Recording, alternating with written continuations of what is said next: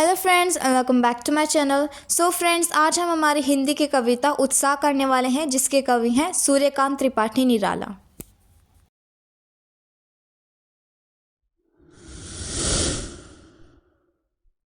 So friends, सबसे पहले हम इस कविता के बारे में थोड़ा सा जानते हैं और उसके बाद में इसे लाइन बाय लाइन समझेंगे। तो इसमें जो कवि हैं हमारे सूर्यकांत त्रिपाठी निराला जी, वो यहाँ पर बादल को संबोधित करते हैं। बादल से कहते हैं कि तुम गरजो, और यहाँ पर बादल को वो क्रांति दूत की तरह बताते हैं कि तुम जो है लोगों में क्रांति भरने वाले हो, तुम गरजो ताकि लोगों में क्रांति आ जाए, वो अपनी बुराई का सामना कर सके, उसका विरोध कर सके। तो इस तरीके से उन्होंने बादल को संबोधित करते हुए लोगों को उत्साह भरने के लिए बोला, यानी कि अपने अंदर क्रांति लाने के लिए कहा है। तो अब इसे पढ़ना शुरू करते हैं। बादल गरजो घेर घेर घोर गगन धाराधर ओ। तो इन दोनों लाइनों में लेखक कवि कहते हैं कि बादल तुम गरजो, वो बादल को गरजने के लिए कहते हैं। यहाँ पर वो बरसने के लिए नहीं कह रहे कि तुम बारिश करो, बल्कि वो कह रहे हैं कि तुम गरजो ताकि लोगों के अंदर जो है उत्साह भर जाए, उनमें क्रांति भर जाए। घेर घेर घोर गगन धाराधर हो, यहाँ घेर घेर यानी कि घेरना, घोर गगन यानी कि जो इतना बड़ा जो आसमान है, गगन यानी कि आसमान, तो इस पूरे आसमान को तुम घेर लो। धाराधर ओ, धाराधर यानी कि धारा को धारण करने वाला या फिर पानी को धारण करने वाला, क्योंकि बादलों में पानी होता है, तो इसीलिए यहाँ पर कवि कहते हैं कि तुम ये जो पूरा आसमान है इसे घेर लो। बादल को संबोधित करते हुए कहते हैं कि हे धाराधर, हे बादल, तुम इस पूरे आसमान को घेर लो। उसके बाद ललित ललित काले घुंघराले बाल कल्पना कैसे पाले। ललित ललित यानी कि सुंदर सुंदर, काले घुंघराले, तो यहाँ पर वो जो कवि हैं वो बादल की तुलना किससे कर रहे हैं, काले घुंघराले बालों से, कि जिस तरीके से सुंदर सुंदर काले घुंघराले बाल होते हैं, उसी तरीके से तुम भी उतने ही सुंदर हो। जिस तरीके से आपने बादलों को देखा होगा कि वो गोल गोल से होते हैं, घुंघराले से होते हैं, राइट। तो यहाँ पर कवि कहते हैं कि तुम जो हो सुंदर सुंदर हो और तुम काले घुंघराले बालों की तरह हो। बाल कल्पना कैसे पाले, यानी कि जैसे कि बच्चे की कल्पना होती है, बच्चे की कल्पना बहुत अच्छी होती है, बहुत अलग होती है बाकियों से, उसी तरीके से तुम भी बहुत अलग हो, तुम भी बच्चे की कल्पना के समान ही सुंदर। तो यहाँ पे वो समानता बता रहे हैं कि जिस तरीके से बच्चे की जो कल्पना होती है, बच्चा जो सोचता है वो कितना अलग होता है, उसी तरीके से तुम जो हो वो बच्चे की कल्पना के समान ही अच्छे हो, सुंदर हो। विद्युत छवि उर में कवि नवजीवन वाले, वज्र छिपा नूतन कविता, फिर भर दो बादल गरजो।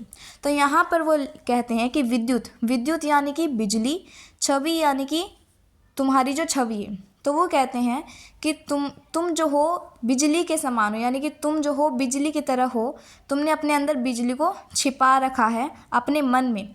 कवि नवजीवन वाले, अब यहाँ पर जो है वो बादल को नवजीवन वाले कहने हैं, यानी कि नया जीवन प्रदान करने वाले। तो वो कवि जो है वो बादल से कहते हैं कि तुम नव जीवन वाले हो, लोगों को नया जीवन प्रदान करने वाले हो, और तुम्हारे अंदर बिजली की ताकत है। वज्र छिपा नूतन कविता, वज्र यानी कि एक हथियार होता है, तो वो कवि कहते हैं कि बादल, तुमने जो है अपने अंदर वज्र छिपा रखा है, यानी कि तुम बहुत ही ज़्यादा शक्तिशाली हो, तुम्हारे अंदर बहुत ज़्यादा शक्ति है, और इसी शक्ति को जो है लोगों में भरने के लिए तुम गरजो। तो फिर भर दो बादल गरजो, यानी कि इसी शक्ति को जो है तुम सभी लोगों में भर दो ताकि उनमें भी क्रांति आ जाए और तुम गरजो, यानी कि बादल को गरजने के लिए कहते हैं। तो आई होप कि यहाँ तक समझ में आ गया। अब हम आगे पढ़ते हैं। विकल विकल उन्मन थे उन्मन, विश्व के निदाद के सकल जन।